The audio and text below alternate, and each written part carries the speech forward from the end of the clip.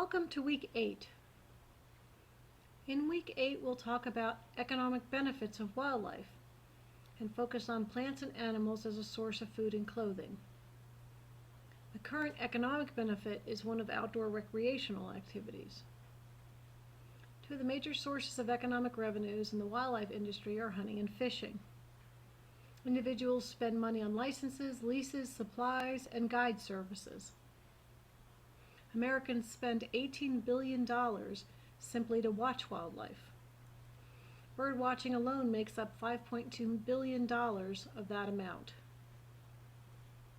State and federal agencies require the use of trained individuals to carry out wildlife-related activities. People trained in this area can also serve as independent consultants, and they assist private landowners in reaching their management goals. Other wildlife that have economic importance include fur-bearing animals, plants, insects, and birds. Medicinal and scientific benefits. Medically, plants or their extract are a source of medicine for 80% of the world's population. In less developed tropical countries alone, wild plants have had an estimated value of $100 billion annually. These plants make up about 40% of all medicines, drugs, and pharmaceuticals. Currently, scientists have studied about 5,000 of the 250,000 known plant species. The aesthetic value of wildlife is often the motivation for recreational activities. Another name for wildlife tourism is ecotourism. Ecotourism is a potential source of revenue for many third world countries.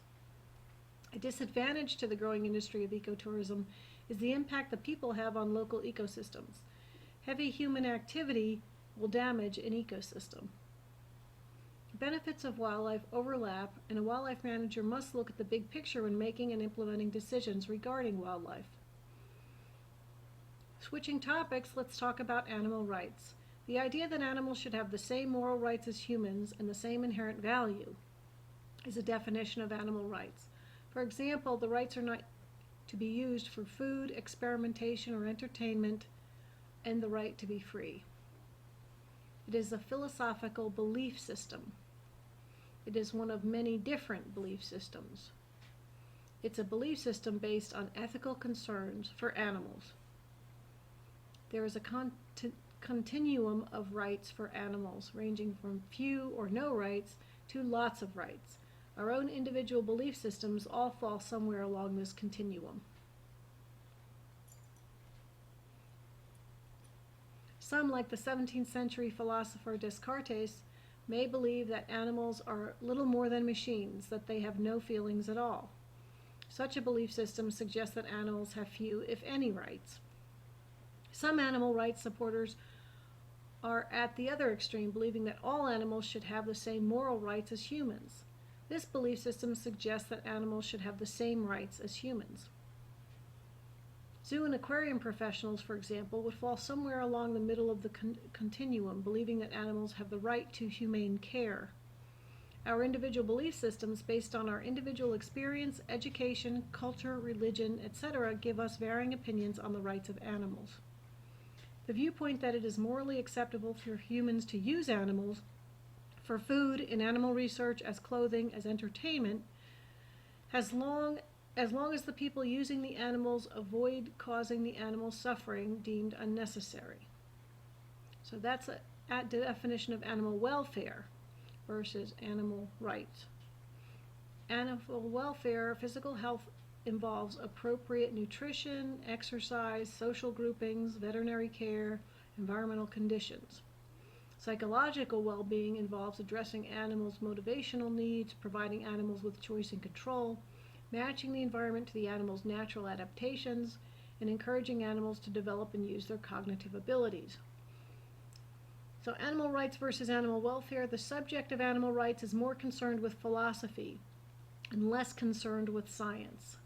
The subject of animal welfare is more concerned with science and less concerned with philosophy. Our philosophical views are individual and personal, but our collective professional goal is excellent animal welfare. So that is the focus of wildlife managers, animal welfare. It ranges on a continuum from very poor to very good. There are no clear dividing lines between good and bad. Animal welfare must be assessed at the individual animal level, not at the group or species level. Good welfare will look different for different individual animals. It's relative, not absolute. There is no single measure of welfare. We need to look at multiple variables to assess it. Welfare is a quality of the animal. It is not something that we provide to animals. What we provide are appropriate conditions, the potential for animals to experience good welfare. Why is this important? As wildlife professionals, everything we do is in the public eye. It is our responsibility to see that wildlife is treated with dignity and respect. Conflicts with individuals with widely different belief systems can be emotional, challenging, and sometimes dangerous. Consideration of these varying beliefs should be part of the planning process for wildlife-related actions and public activities. Staging a protest is no longer an unlikely event. It doesn't matter which side you are on, a protest can be a dangerous place.